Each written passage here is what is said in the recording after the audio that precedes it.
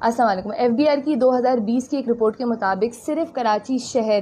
425 ارب روپے کا صرف انکم ٹیکس جمع کراتا ہے. یعنی کہ اگر آپ پورے پاکستان کے شہروں کو ایک پلڑے میں رکھ لیں اور یہاں پر کراچی کے انکم ٹیکس کو رکھ لیں تب بھی کراچی شہر زیادہ انکم ٹیکس جمع کراتا ہے. مطلب اس کا اندازہ آپ ایسے لگا سکتے ہیں کہ سندھ کے انکم ٹیکس میں 95% انکم ٹیکس کراچی کا ہوتا ہے. لیکن کل جب چیف جسٹس صاحب نے کراچی کی ابتر حالت ابلتے گٹر اور بارش کے بعد ڈوب جانے والی صورتحال کا جائزہ لیتے ہوئے صرف شیم آن سندھ گورنمنٹ کیا بول دیا تو ایسا لگا کہ جیسے سندھ گورنمنٹ نے اس بات کا بدلہ لینے کا فیصلہ بھی کراچی والوں سے کر لیا, جس کا منہ بولتا ثبوت اس وقت سوئی گیس کے بلوں میں Sindh solid waste management board کی جانب سے نافذ کردہ وہ ٹیکس ہے جو آپ کے علاقوں سے کچرا اٹھانے کی مد میں سندھ گورنمنٹ اب آپ سے چارج کرے گی. حیرانی کی بات یہ ہے کہ یہ وہی Sindh solid waste management board ہے جس نے 2013 کے سندھ لوکل گورنمنٹ ایکٹ کے تحت KMC سے کچرا اور صفائی کے تقریباً تمام اختیارات تو ہم اپنے ذمہ لے لیے, لیکن اس کے بعد ان پچھلے 13 سالوں میں جب بھی سندھ حکومت سے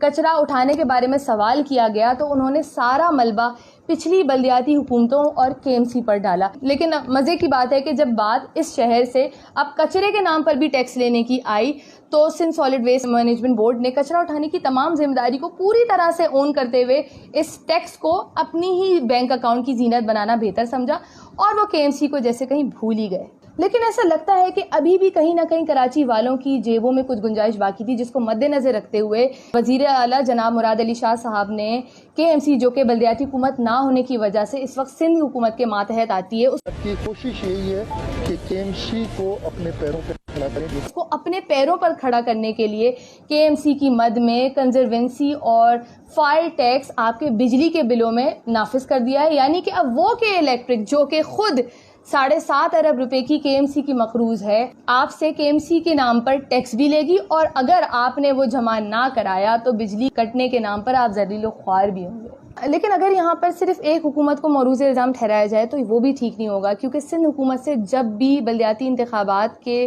تاخیر کی وجہ پوچھی گئی تو انہوں نے ہمیشہ یہی بولا کہ وہ تو یہ انتخابات کرا دیتے اگر تحریک انصاف کی حکومت 2017 کی مردم شماری کے وہ نتائج جس میں سندھ خاص کر کراچی کی غلط گنتی کی گئی تھی اس کو تسلیم نہ کرتی. لیکن چونکہ تحریک انصاف نے اب 2023 میں یہ مردم شماری کرانے کا کراچی سے بھی وعدہ کر لیا ہے تو اس کے بعد یہ الیکشن ہو سکیں گے. لیکن یہ یاد رکھنا بہت ضروری ہے یہاں پر کہ یہ وعدہ کرنے والی حکومت وہی حکومت ہے جس نے کوٹا سسٹم کے مسئلے کو بھی حل کرانے کا وعدہ کیا تھا, لیکن آج وہ بھی غیر معینہ مدت کے لیے نافذ ہو چکا ہے. یہ وہی حکومت ہے جس نے 1100 ارب کے پیکج کا وعدہ کیا تھا, جس کے بعد سے اب تک کراچی کے حق میں صرف 40 بسیں ہی آ سکی ہیں, اور یہ وہی حکومت ہے جس نے پچھلے ہفتے بھی اس کنزروینسی ٹیکس کو نافذ نہ کرنے کا کراچی سے وعدہ کیا تھا, لیکن آج وہ بھی نافذ ہو چکا ہے. کل میری حماد ادر سے بات ہو گئی ہے اور بالکل بھی ہم یہ نہیں کرنے کے لیے جا رہے. لہٰذا سمجھنے کی ضرورت یہ ہے کہ صرف کرپشن سے تباہی نہیں آتی بلکہ منافقت, جھوٹ, وعدہ خلافی اور نااہلی سے اس سے بڑی تباہی آتی ہے.